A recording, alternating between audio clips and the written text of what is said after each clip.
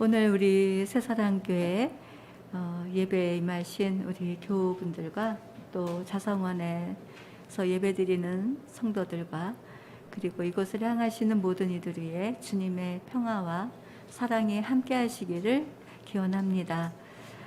지금 추석 명절 이렇게 연휴를 맞이하면서 주일을 중심으로 우리들이 예배의 모임을 갖게 됨을 진심으로 감사드리고 또 남은 연휴의 시간 속에서도 여러분의 가족들과 평화를 누리고 서로 화평하면서 아름다운 모임이 계속 이어지기를 축복합니다.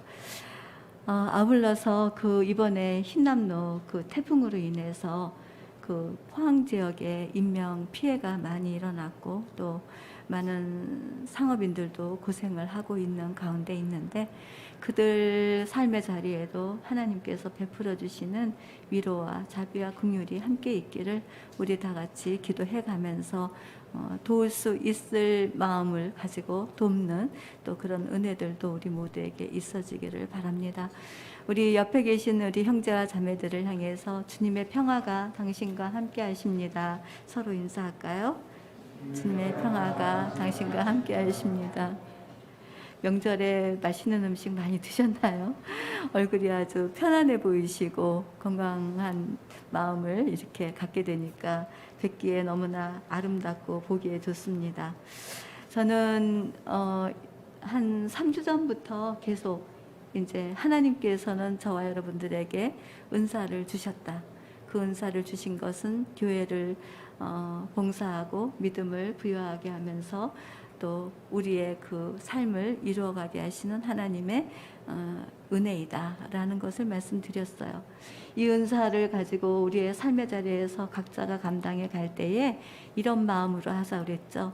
나는 쇠하여야 하고 당신은 흥하여야 합니다. 나는 망해도 당신은 흥해야 합니다. 이런 마음가짐으로 우리가 삶을 살아가자 이렇게 말씀을 드렸어요. 참 예수 믿기 힘들죠.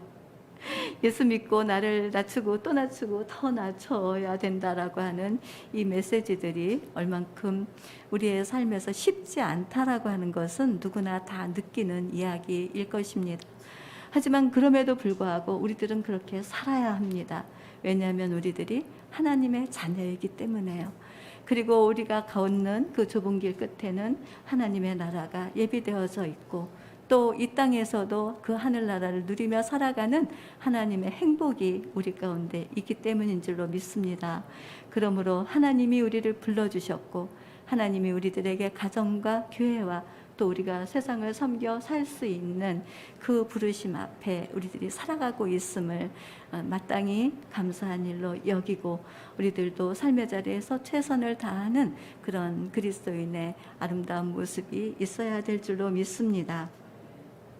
오늘 우리들이 읽은 이 본문의 말씀을 보기 전에 요나는 하나님의 그 부르심을 받고 하나님의 일을 지시받은 사람입니다. 요나는 선지자인데 이 선지자는 하나님의 말씀을 따라 순종하고 하나님의 뜻을 이루며 살아가는 사람이어야 되는 것이지요. 하나님께서 요나에게 말씀하셨습니다. 너 니느웨 성에 가서 회개하라 하고 선포하라, 심판을 외쳐라 이렇게 말씀하셨어요. 근데 이 요나는 니느웨 성에 가서 그 지시하는 하나님의 명령이 마음에 들지 않았어요. 어떤 이유에서였는지 우리가 추측해 보면 요나가 살던 지역은 상당히 열악한 지역이고 니느웨 성은 너무나 잘 사는 사람들이 많이 있는 곳인데 그 잘 사는 곳에 너무나 사람들이 하나님을 믿지 않고 제멋대로 살면서 부요를 누리는 것에 어떤 면에서 보면은 좀 기분이 나빴을지도 몰라요. 하나님이 심판하면 됐지 거기 가서 왜 회개하라고 외쳐야 되느냐라고 하는 어떤 비교의식에서 오는 열등감? 뭐 그런 것들이 있을 수 있겠죠. 요나는 가기가 싫었어요. 하나님이 말씀하시는데 하기가 싫은 거예요. 어때요? 여러분 하나님이 말씀하시는데 하기 싫은 거 혹시 있나요? 도망가고 싶고 피하고 싶고 안 하고 싶고 이러는 것들이 요나에게는 있었어요. 그래서 하나님의 얼굴을 피해서 이제 마침 그 요파 항구로 내려갔는데 거기에서 다시스로 가는 배가 있는 거예요. 거기 뱃삭을 내고 이 요나는 그 배를 타고 그리고 이제 다시스를 향해서 요파 항구를 떠나갔습니다.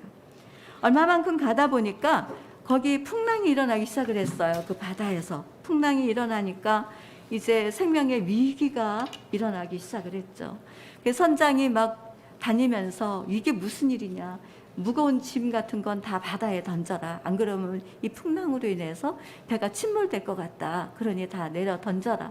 던지고 던져도 여전히 풍랑이 가라앉지 않고 계속 위험한 상황이 되는 거예요. 우리 그 강동희 형제가 지난번에 생일이었잖아요. 근데 흰남노가 와가지고 쉬지도 못하고 계속 일만 열심히 하다가 생일도 제대로 잘 못 보냈다는 얘기 들었어요.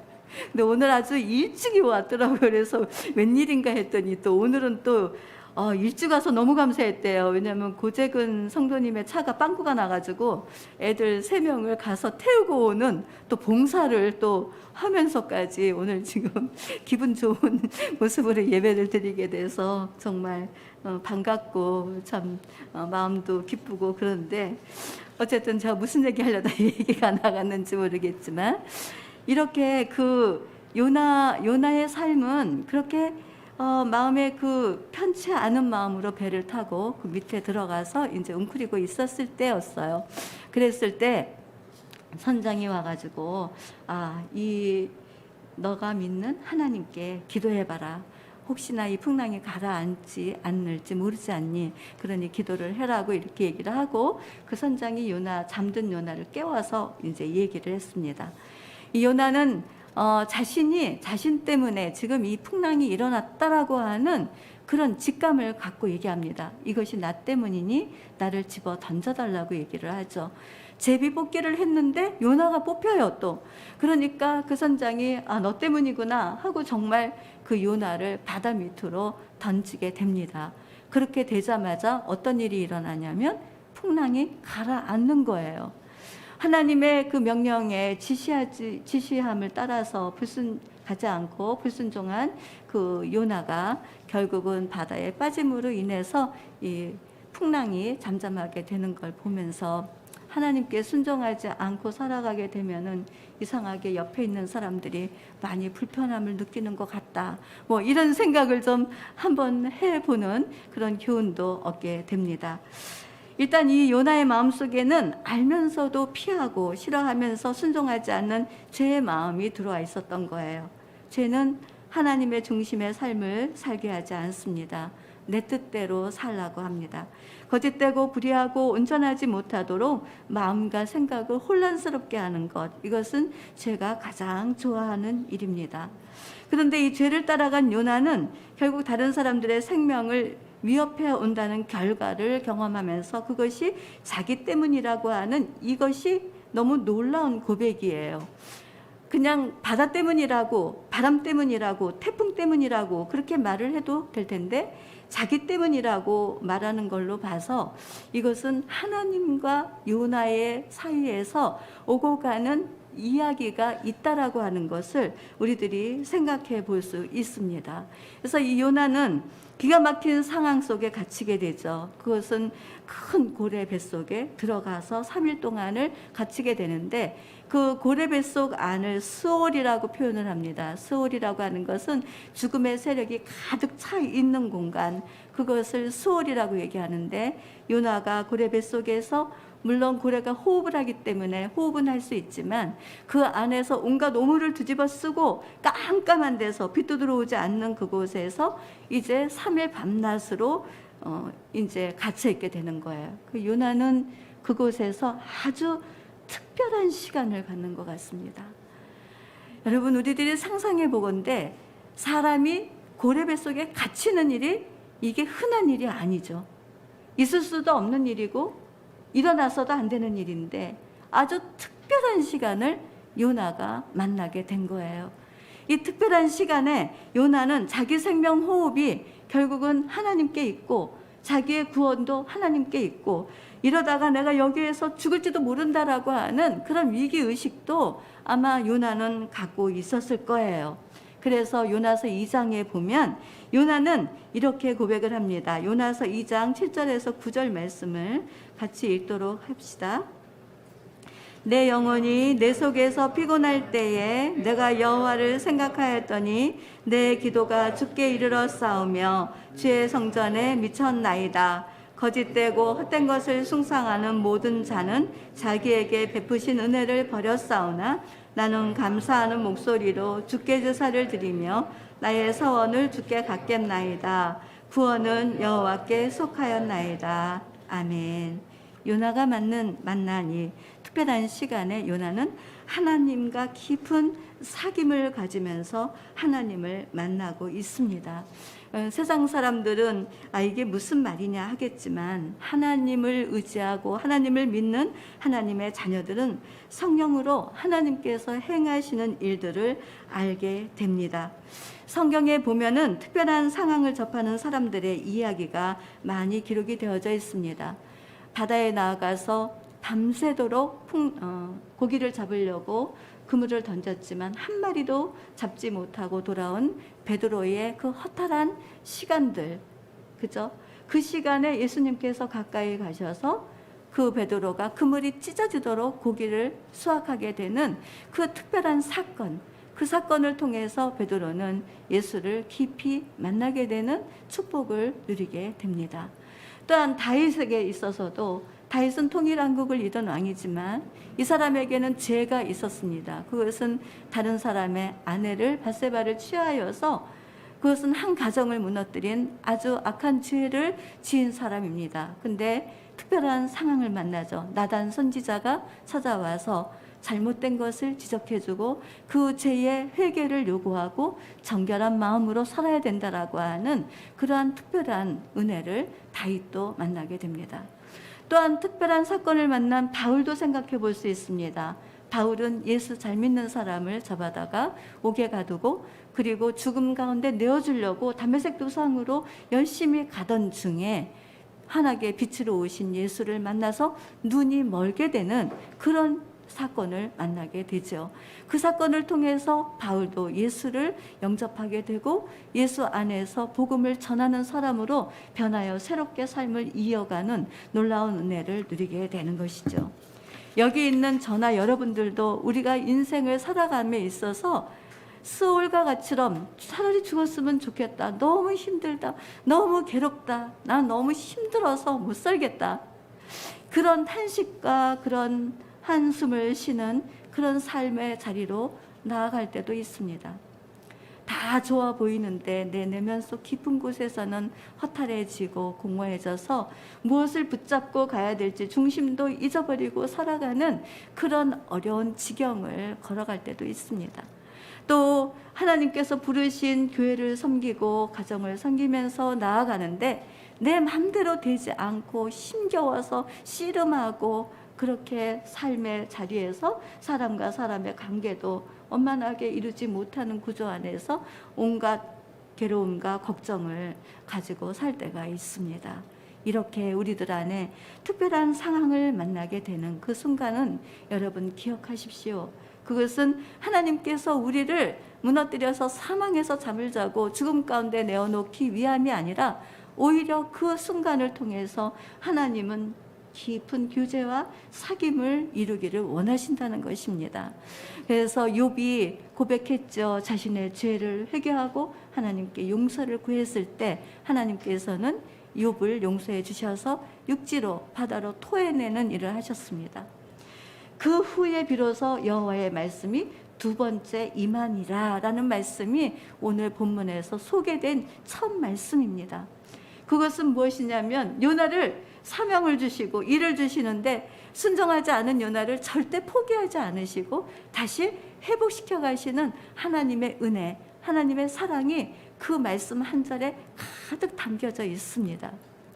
여기 있는 저와 여러분들도 그와 같은 길을 걸어가고 있을 때 하나님은 절대로 우리를 잊지 않으시고 놓지 않으시고 우리들의 삶의 자리에서 내가 너와 함께하고 있다는 증거들을 많이 보여주실 것입니다.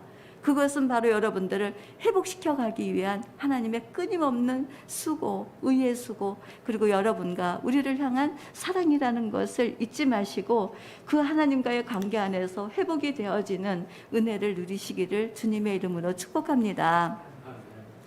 하나님은 그렇게 다시 회복시켜 준비하면서 요나를 니느웨 성으로 가게 하셨죠. 그때 이 요나는 이제 니느웨 성에 가면서 외칩니다. 회개하십시오. 하나님의 심판에 이르지 않도록 회개하십시오. 하룻길을 다녔는데 니느웨 성에 사는 사람들이 그 베옷을 입고 금식을 하면서 회개해서 구원을 받게 되는 그 축복을 누리게 되죠. 그럼에도 불구하고 이 요나는 하나님의 하는 일을 봤지만 여전히 마음에 변화는 없었어요. 그래서 박넝쿨도 저주하고 이런 온전하지 못한 모습을 갖춘 게 요나 선지자입니다.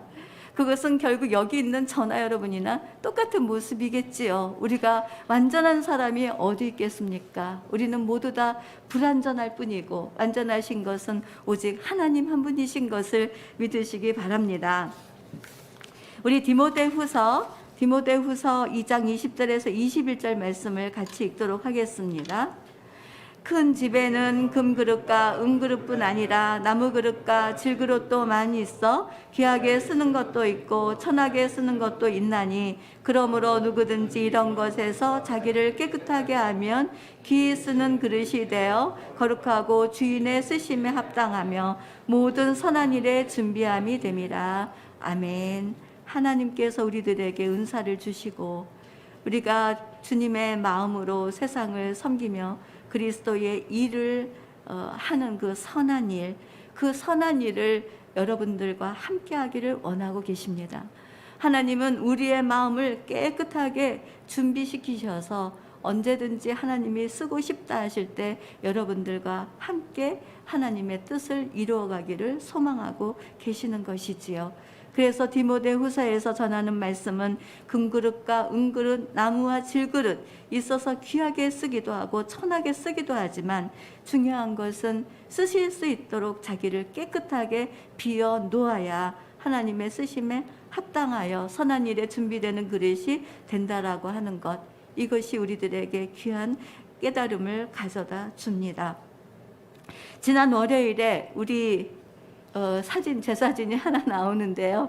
이 사진 잘 나왔다고 제가 칭찬 많이 들었는데요. 저 같아요.